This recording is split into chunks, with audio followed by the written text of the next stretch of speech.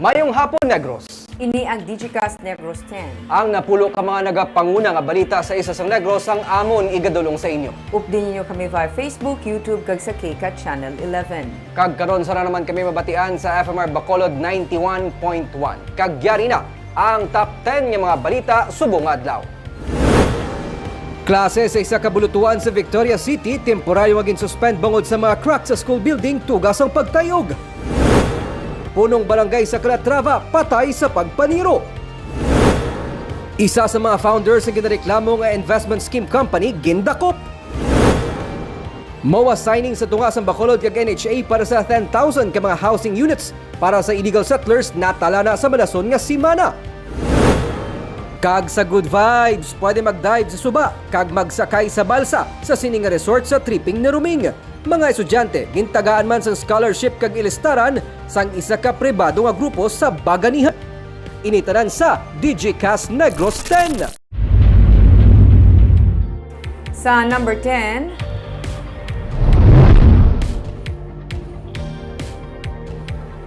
libre nga school supplies para sa mga estudyante sa pampubliko nga eskwelahan sa Bacolod City ang iga panagtag sa Nobyembre 2. May masobra sa 70,000 ka mga estudyante sa public schools ang sarang magkabenepisyo sa libre nga school supplies nga natala na ipanagtag sang syudad sa Bacolod sa Nobyembre 2. Sunod kay Councilor Al Victor Espino, ang chairperson sa Committee on Education. Nagsugod na ang bidding process para sa among nga proyekto. Ginabulubanta sa 15 milyones pesos nga pondo nga magagikan sa General Fund ang igatalana sang syudad para ibakal sang libre nga mga school supplies. Sa bulan sa Nobyembre man suguran sa Department of Education ang pagpatuman sang full face-to-face classes sa mga pampubliko nga eskwelahan.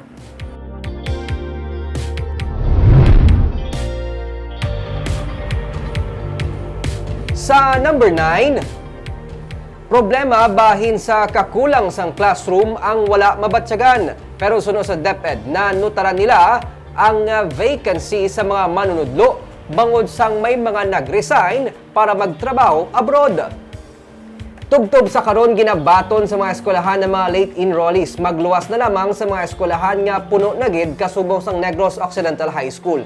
Inisunod sa PIO sang DepEd Negros Occidental nga si Ian Arnold Arnaiz. Kung pilagid ang nakapa-enroll para sa school year 2022 to 2023 sa Oktubre pa, ini mapatod. May kakulang man sa classrooms, pero tungod kay ginapatuman subong ang shifting sang klase, kasubong sang pagpain sa nga set A kag set B sa mga klase kag schedule sa nagkalain-lain nga adlaw, hindi lubos nga nabatyagan ini. Pero manginlain naman ang sitwasyon sa Nobyembre kung ipatuma na ang full face-to-face classes. Pero sa pila ka mga eskwelahan subong suno kay Arnaiz, may mga vacancy sa mga manunudlo. May mga nag-resign tungod nga magatrabaho na abroad. Wala labot ang pagbakante, dalaman sang retirement. Sang Agosto 22 man nagtapos ang submission sang application para sa sining mga position, kag suno kay Arnaiz, ginatinguan sang DepEd nga ang kakulang ang giliyon nga masolusyonan. Hindi pa mabatsagan ang shortage of the classroom. Pero eventually, kung ipasulod na sila sa 100% in person, medyo may problema. Itungod na hindi na ma-implement ang physical distancing per classroom, especially for the big schools. Maghanga sa mo ang nagpapakante kay tungod na dalinaka sa maestra sa Amerika. So kung taglima ka pakante, taglima ka vacancy, so kung tungod na tingresignan sa mga maestra kay manuplupad na, for example, sa Dason Spana. Isa subong may problema ang iba na principal, pero not in all schools, sa many of our schools lang, nga may mga amo na nga cases, kay tungod na gulpiada lang, dalinaka sa maestra, plus paway labot ang mga retirables.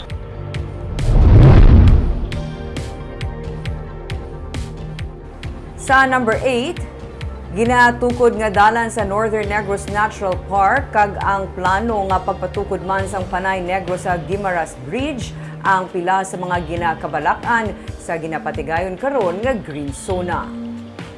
May 3 ka mga watershed areas, mga flora and fauna, ilabi na sa nasakpan sang strictly protected area sang Negros o Northern Negros Natural Park ang karon yara sa peligro tungod sa ginatukod nga patag Calatrava Road. Sa Green State of the Nature Assessment 2022 nga forum nga ginpatigayon sa University of St. Lasal, upod ang katapusang akadem kag pro-environment organization kag simbahan na tagaan man atensyon ang kabalaka nga sarang matugas ang ginadihon nga Panay Guimaras Negros Bridge Project. Suno kay San Carlos Diocese of Bishop Gerardo Alminaza, hindi pwede mabutang sa kompromiso ang dunang manggad kabaylo sang ginahandom nga economic development.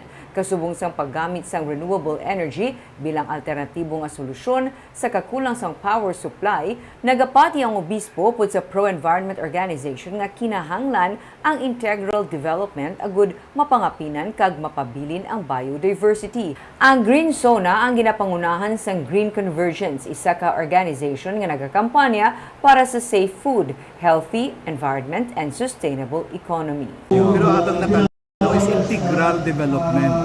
Kabubusan. Hindi, ano nga development nila kung sa ulihi, kung di mag-pinot ang palibot, maguba ang palangabuhayan sa tao, ang biodiversity, magubahan. Hindi, kita matanamitado, kay gainamot-amot kita mo. Wala, hindi pwede nga daw masiling ka lang, amon malang nadiya, kabulain man ka. No, we are all in this together. So sooner or later, mabatsagan tayo ng konsekwensya. Sa number 7,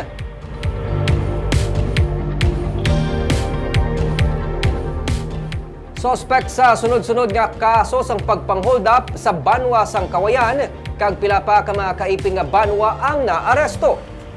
Gindakop sang Kawayan PNP ang ginakabig notorious nga hold up suspect sa banwa matapos iniginserbihan sang warrant of arrest sa sitio Kubay, Barangay Bulata. Ang gindakop amo si Victor Aguilio, 57 anyos. Warrant of arrest sa kaso nga robbery among ginserbe kay Aguilio. Suno kay Police Major Anthony Grande, hepe sang Kawayan PNP. Si Aguilio ang isa sa mga ginatudlo nga suspitsado sa mga kaso sang pagpang-hold up sa banwa sang Kawayan kag kaiping pa nga mga lugar, ilabi na sa ahente o kon delivery van. Nakuha man sa pagdakop sa suspect ang caliber 38 revolver kag mga bala.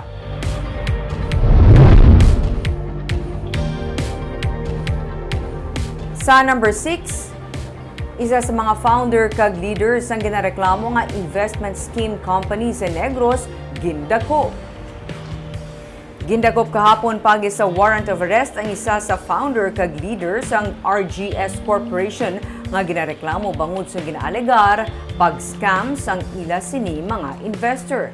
Ang gindakop amo si Henji Quadra. Siya na aresto sa Barangay Paglaom sa Binalbagan.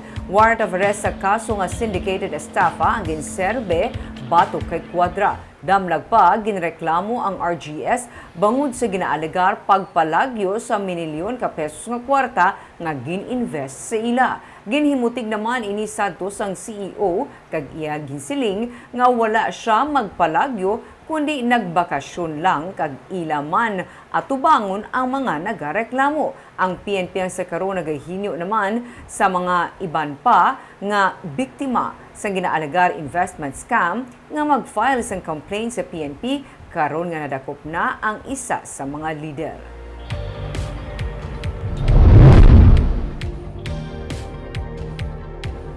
Sa number 5, sa banwa sang Pontevedra, isa kalalaki ang napatay matapos nga ginpulihan labo sang iya ugangan kag bayaw.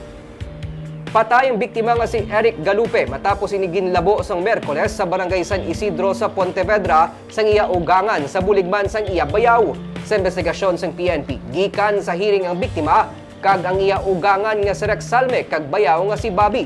Bangod lang sang reklamo sang iya bayaw sa masakit nga pagpanulok sang biktima. Suno sa pulis, samtang nagapanglakaton pagwa si Galupe, iya nakita ang iya ugangan kag may nabuya ini nga sugilanon nga ginkaakig ni Salme. Didto na naghunos sang binangon ang ugangan, nagpalagyong biktima. Apang siya ang nakita man sang bayaw kag ginpunggan ini kag didto na siya ginlabo-labo sang amay nga Salme. Detain karon ang iya bayaw, apang at large naman ang iya ugangan.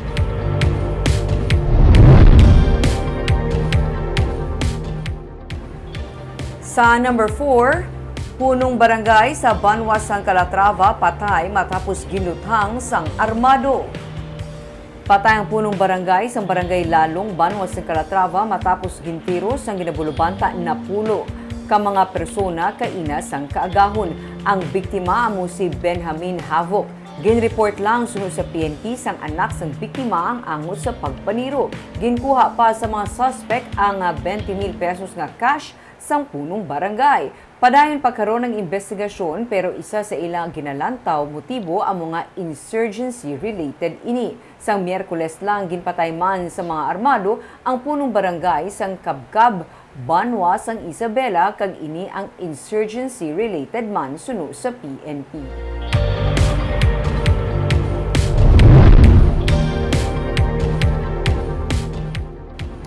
Sa number 3, probinsya sang Negros Occidental na ka-record sang napulo ka mga COVID deaths sa sini nga semana. 5 diri ang unvaccinated, kag 5 ang wala naman sang vaccination record suno sa Provincial Health Office. Sa August 25 nga record sa Provincial Incident Management Team, napulo ang na-report nga COVID deaths suno kay Dr. Jessica Fama, Medical Specialist 3 sang PHO. Ining nagatumod sa na-record nga COVID deaths sa sini nga semana. Kung ang kaso wala sang vaccine record, ilang nga ginakabig ini nga unvaccinated.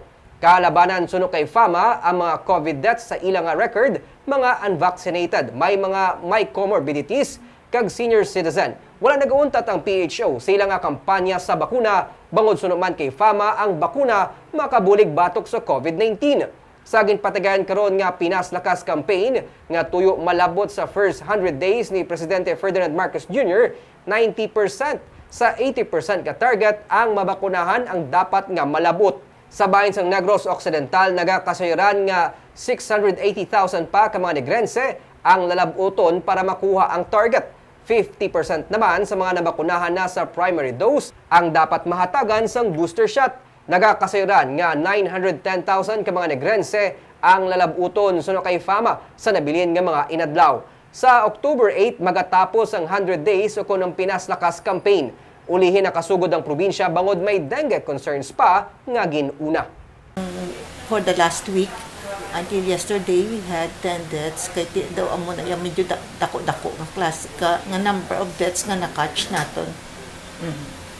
Ang previous Kalabanan, gid man na ang mga unvaccinated, kag may may comorbidities. So that's why nga ang focus ang aton nga immunization ang may comorbidities, may mga masakit kag kag mga senior citizen. And of course, subong taman ang ka-campaign man kita for vaccination sa aton nga kabataan. Sa number 2,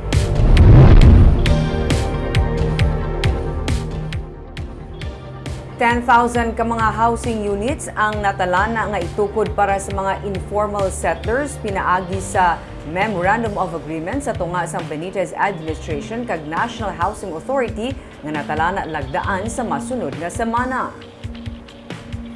Ginapahingagaw karon nga matapos ni Councilor Vladimir Gonzales ang mock-up sa nga Yuhong Village nga magalaragway sang on-site housing project sang Benitez Administration para sa mga informal settlers sang Bacolod.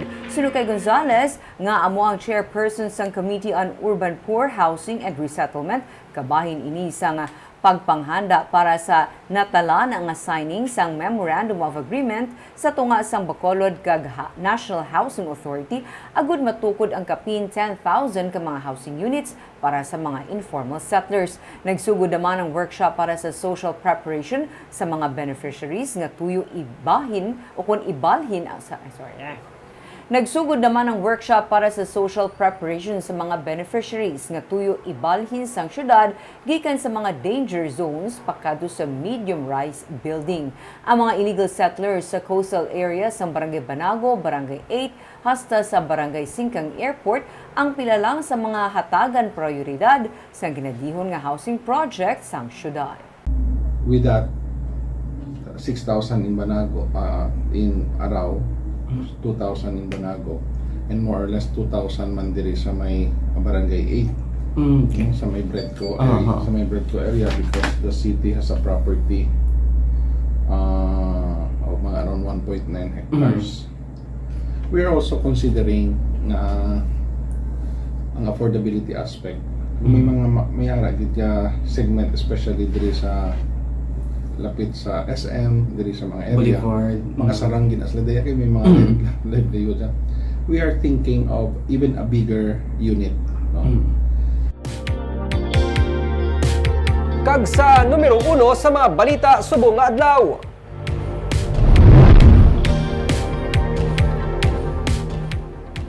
Klase sa isa ka buluthuan sa Victoria City ang ginsuspend bangod sa nakit-an nga mga litik sa school building tugas sa mga pagtayog. Pero isa ka dako nga mga palamangkutanon karon kun nga may mga pagtayog bangod wala man ini na monitor sang PHIVOLCS. May report si Romeo Subaldo. Sa sini nga mga literato nga kuha sa City Engineers Office sa Victoria City, makita ang mga crack nga nagtuhaw sa mga classroom sa Negros Occidental National Science High School sa syudad. Ang iban nga mga crack, daan na, pero ang iban, sang kahapon lang nagtuhaw. Sa 24 tanan ka mga classrooms may nagtuhaw nga mga crack. Sunod sa kay Victoria City Mayor Javi Benitez, temporaryo nga ginsuspend ang klase sa among eskwelahan bangod sa pagtuhaw sa cracks dala sa pagtayog nga nabatsagan sa mga pumuluyo. Pati sa nataasan nga barangay sa Barangay 14, nabatsagan man ang pagtayog. Pero sa record sa Philippine Institute of Volcanology and Seismology o PHIVOLCS, wala sa may na-monitor nga linog sa among area sa nagdiligad nga mga inadlaw. Gani para makasiguro, naghiyo si Mayor Benitez sa DPWH kung pwede ma-inspect sang ila engineers ang school building. Amo man sa PHIVOLCS para matun-an kung nga ame pagtayog nga nagatuhaw. We requested DPWH to look at the structural engineering first because it's a new part of the school. We also requested today from the National Office of PHIVOLCS to send someone to take a look if it's a new fault line or not. Luyag man sa alkalde nga malantaw ang posibilidad nga isa ka bag-o nga fault line ang nagtugas ang pagtayog o kung ang dormant nga Mount Madalagan base mga inaktibo. Gani nag-ayo siya sang tiglawa sa gikan sa PHIVOLCS nga makahimo sa pagtuon sa ilang nga lugar.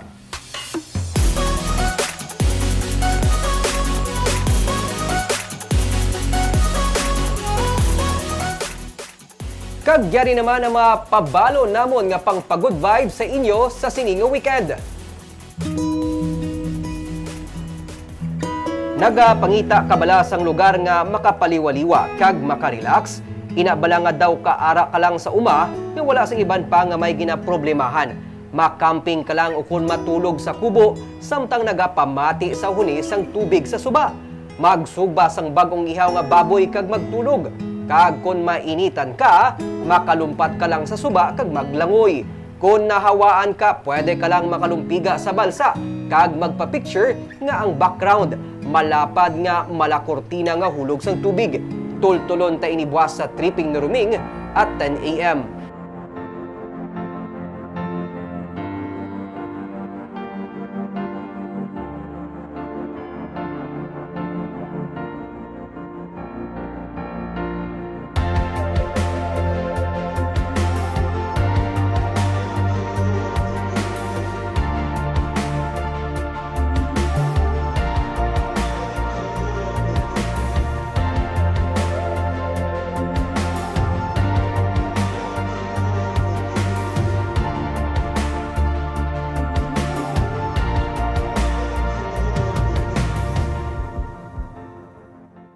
Sa Sunday, sa Baganihan naman, halin sa pagtrabaho sa kampo kag sa iban pa nga mga ulubrahan, nasaylo nila sa mga eskwelahan ang mga sobra 50 ka mga kabataan nga nangin scholars. Pagiman sa suporta sa ilang mga sponsors, kag sa natukod nila nga cafe, napangitaan man nila sa ilistaran ang mga estudyante.